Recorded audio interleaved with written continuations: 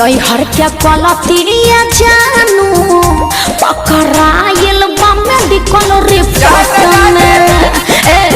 नैहर के पलतिया सोना पकड़ाइल मेडिकल रिपोर्ट में।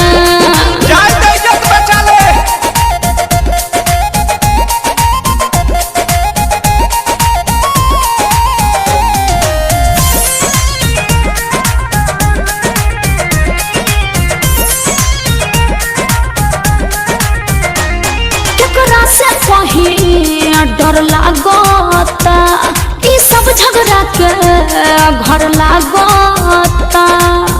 अरे बड़ी टेंशन में बानी हो। अरे कूल हो जा केकरा से कहीं डर लागता ई सब झगड़ा के घर लागता।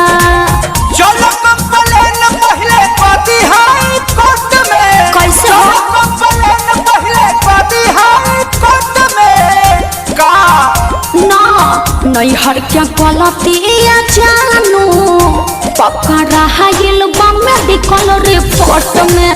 हाँ नैहर के पलतिया सोना पकड़ाइल मेडिकल रिपोर्ट में।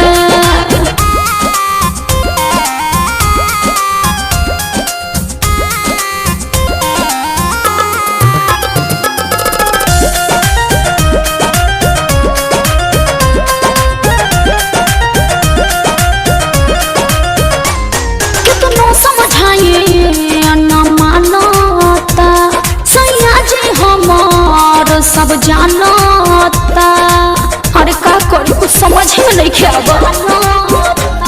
कितनो समझाइए न मानता सैया जी हमार सब जानता। राखो विश्वास रोशन बारे सपोर्ट में। राखो विश्वास पर मुझे बारे सपोर्ट में। सुना ना नैहर के पलतिया जानू पकड़ाइल मेडिकल रिपोर्ट में।